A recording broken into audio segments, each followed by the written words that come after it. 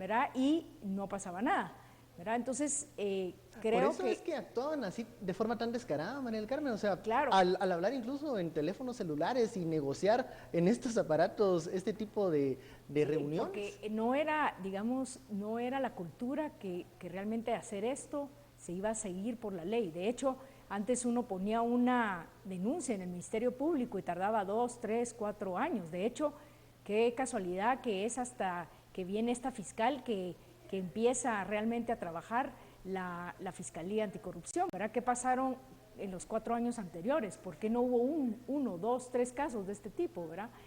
Entonces, lo que aquí está en peligro es toda la institucionalidad, cómo una persona perversa, ambiciosa, sin realmente escrúpulos, puede arrasar con funcionarios y con personas a costa de su ambición, ¿verdad? Entonces, es muy preocupante esto y tenemos que tomar nota a futuro cuando se integre gobiernos y cuando se den órdenes a nivel del presidente y la vicepresidenta, y que los ministros y secretarios y funcionarios tengan el carácter para que cuando se les pida algo que no es legal o que no está correcto, se pare y preferible renunciar a continuar con estas prácticas. Preferible renunciar incluso suena como un consejo para los ministros actuales, ¿no? Ahí teníamos el caso del ministro de Salud, que ayer se quejaba de presiones, hoy dice mejor siempre y sí me quedo.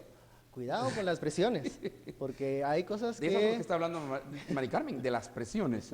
No, y cosas que después se transforman en casos legales, ¿no? Vamos a la segunda pausa, regresamos con esta discusión, este audio filtrado de Juan Carlos Monzón. Ya sabe, envíe sus opiniones, comentarios con el numeral SF Monzón Canta.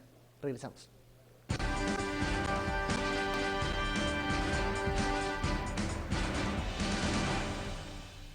Regresamos al tercer bloque de Sin Filtro, numeral SF Monzón Canta, y seguimos hablando de lo que nos dice la filtración del audio de Juan Carlos Monzón. Al parecer la corrupción está omnipresente en la administración del PP.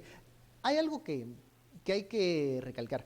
En este audio, Juan Carlos Monzón se pinta como un subalterno, como una persona que lleva y trae, que hace los mandados, se podría decir, porque no es cabecilla.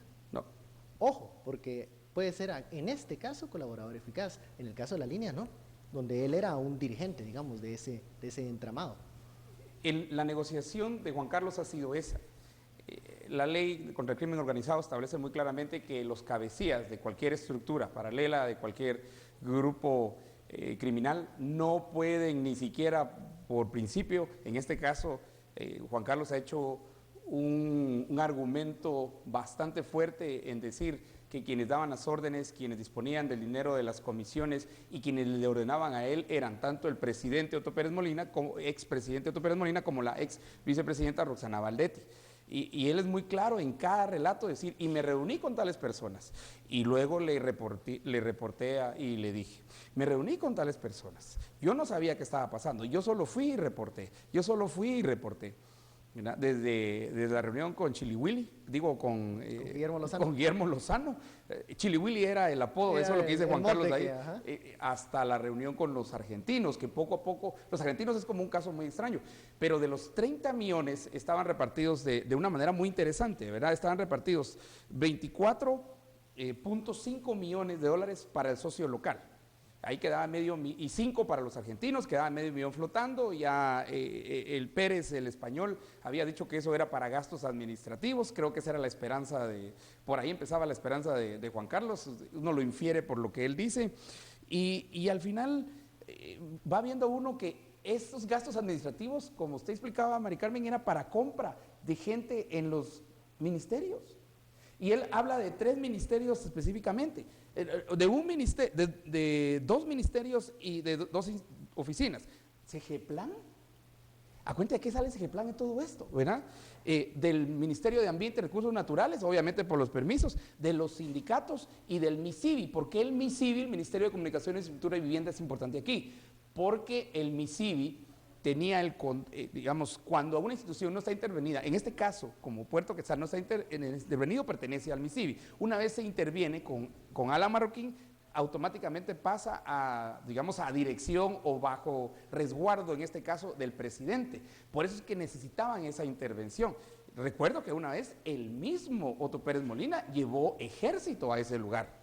Eso no lo olvidemos. ¿Cómo vamos a erradicar este tipo de estructuras del Estado? Al parecer, y como lo relata Juan Carlos Monzón, existen otros entramados parecidos o personas como Jonathan Chévez que proporcionan este tipo de servicios, Mari Carmen. ¿Qué hacer para blindar al Estado, para que cumpla sus funciones y no sea utilizado como un botín? Mire, yo creo que lo primero es que usted no puede pretender tener un gobierno honesto cuando el presidente y la vicepresidenta están involucrados. O sea, eso es lo primero. Lo segundo es que lo que uno puede ver es que él se encargaba, ¿verdad?, el señor Monzón, de agilizar procesos.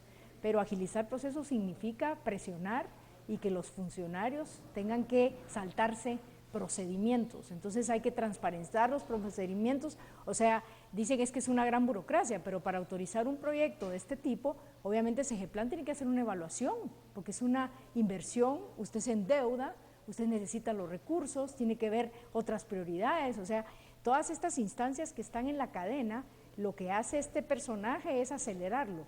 Y la pregunta es cómo lo aceleró, ¿verdad? Si lo aceleró por presión, lo aceleró con dinero, y eso es bien preocupante. Ahora, lo que no termino de entender es cómo arreglaron la parte legal, porque hay un personaje que dice que él va a hacer toda la parte legal y al final no me quedó claro cómo arreglaron esto legalmente para que al final se pudiera ejecutar, ¿verdad? Porque al final, si uno no tiene esta estructura legal, por lo menos uno de ministro o uno de funcionario, pues no actúa, ¿verdad? De hecho, hubo una reunión de Consejo de Ministros donde el presidente hace que todos los ministros firmen. Hoy oí a la PGN que decía que a estos ministros hasta se les puede iniciar un procedimiento ¿verdad?, penal. Entonces, imagínense el nivel de gente que ni estaba enterada y el otro lo involucra de esta forma. O sea, esto es verdaderamente una aberración. Y ojo para los funcionarios actuales, ¿verdad? Porque hoy Guatemala es otra, pero definitivamente aquí hay que ponerle un alto a esto y tiene que empezar con el primero y el segundo, porque si las cabezas son corruptas, el cuerpo definitivamente va a estar corrupto. Vamos al espacio de las conclusiones. Yo quisiera preguntar algo. ¿Qué escenario ven ustedes para el proceso legal del caso TCQ luego de esta filtración? Que como mencionábamos al inicio, no entendemos quién está interesado en que se conozca a detalle lo que dijo Juan Carlos Monzón. Digamos, ¿hay alguna luz sobre la cuestión legal? ¿Verdad? Porque otro de los grandes actores era el que fue denominado después el primer yerno de la nación, ¿verdad? Gustavo Martínez. Gustavo Martínez, que también está ahora detenido.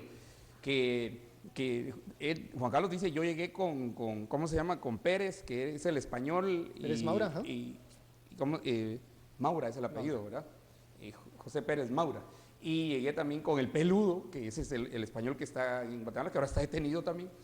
Y con Billy, y con Alan, y con Julio, ¿verdad? Las reuniones las disponía y las arreglaba Verónica García. Es muy interesante, él empieza a dar los nombres y habla todavía con la abogada de la vicepresidencia. Él sí consulta eso y es donde le dicen no se puede. Ahí para, ya no sigue contando, pero dice, fíjese, señor juez, que eso lo iba a arreglar el primer yerno de la nación, ¿verdad? Y ahí pues, dice, yo no soy abogado, yo ya no me metí porque eso no lo puedo controlar. ¿Qué cuadro se pinta en este momento? Creo que van a haber más arrestos, creo que van a haber más detenciones. Sepan o no sepan, pero cualquier funcionario cuando entra, este es el riesgo que corre. Y es cierto, posiblemente ministros firmaron sin saber siquiera que estaban firmando, porque hay muchas cosas que se dan con presidente en Consejo de Ministros, y se firma y se publica. Ahora, luego viene lo del lavado del dinero, luego viene también la parte eminentemente legal. Otra vez, lo decíamos anoche, dos instituciones, PGN sí lanzó de una vez. ¿Y Contraloría? Y Contraloría, son muy claros en decir eso está nulo. Cuando uno ve la declaración de Monzón, dice, eso en realidad es nulo desde diciembre del 2012, por el nacimiento. María Carmen, en las conclusiones, ¿esto perjudica o favorece al caso de TCQ esta filtración? ¿O es muy pronto para saberlo? Mire, yo creo que le presentan a uno el panorama un poco más abierto, ¿verdad? Especialmente por las declaraciones que dio el presidente ayer, ¿verdad? El presidente Pérez dice, yo soy inocente, yo no hice eso. Es un show político. Yo le diría, usted preguntaba si vamos a ver más detenidos, yo le diría que vamos a ver más casos. O sea, este es el segundo caso. pero el señor Monzón manejaba varios casos, entonces yo creo que vamos a oír más casos, más gente involucrada y vamos a llegar a un nivel en Guatemala que vamos a estallar de ver realmente la cantidad de corrupción que había en el Estado, y es bien peligroso si no tenemos una salida. Creo que la salida son reformas institucionales, modernización de instituciones, transparencia en todo lo que se haga. Sí necesitamos una verdadera reforma, no cosméticos, no digamos todo el tema del servicio civil. La ley de contrataciones es verdaderamente una pena porque lejos de mejorar las contrataciones del Estado las va a empeorar. Entonces yo pondría gente técnica, gente que sabe de Estado, hacer esas grandes reformas, transparentar todo para que ni siquiera haya como un incentivo para de los funcionarios de cometer tipo de cosas. Porque mire, la verdad es que el poder corrompe, pero el poder absoluto corrompe absolutamente, y eso es lo que vimos en este caso. Y eso lo vimos acá. Muchísimas gracias, María del Carmen, por acompañarnos en Sin Filtro, Estaro también por este análisis, y a usted, gracias por seguirnos en estos 30 minutos de análisis de la filtración de Juan Carlos Monzón. Bueno, son 5 horas, tendremos suficientes días para seguir analizando a detalles lo que mencionaba, el que fuera mano derecha de Roxana Valdetti y que al parecer da detalles de esta negociación de TCQ. Muchísimas gracias por seguirnos y feliz noche, nos vemos, hasta mañana.